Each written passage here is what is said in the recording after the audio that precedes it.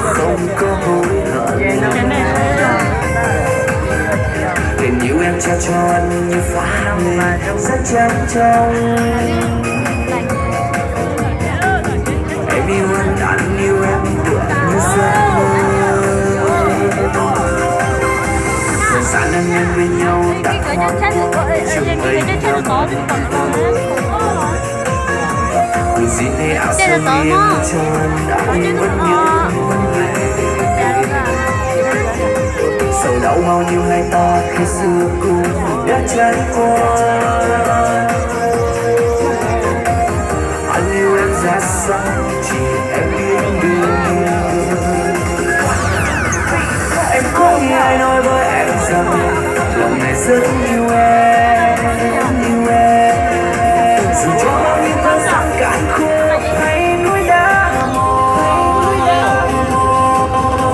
anh hứa anh đưa em đi trên con đường chẳng gặp ấm êm. Nhưng sao hôm nay ta chỉ mình.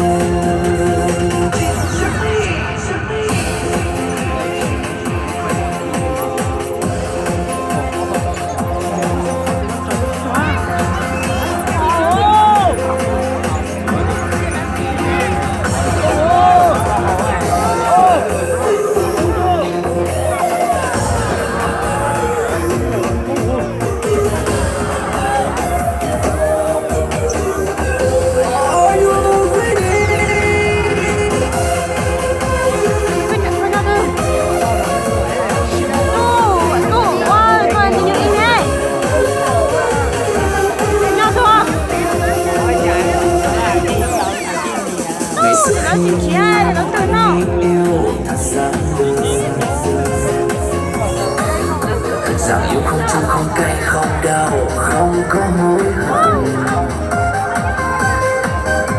Tình yêu em trao cho anh như pha lê rất trắng trong, rất trắng trong.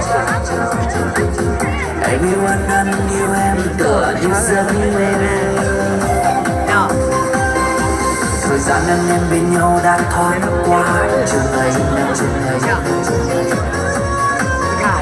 Buồn gì nên áo sơ mi em mua cho anh vẫn nhớ hoài. Sầu đau bao nhiêu hai ta khi xưa cùng đã trải qua.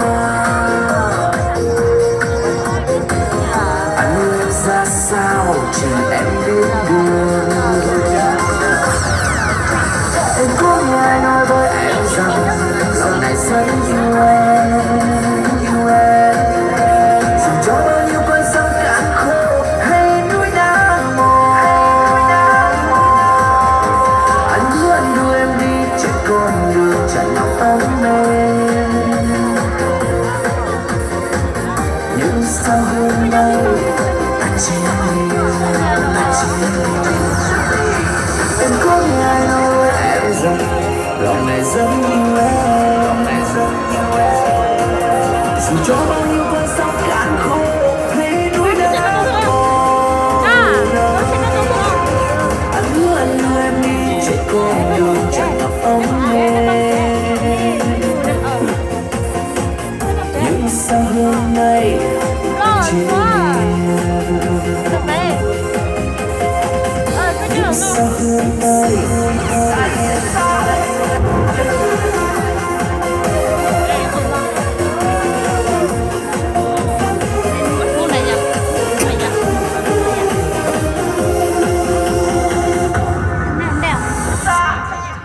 ôi ôi dùng thịt tiền.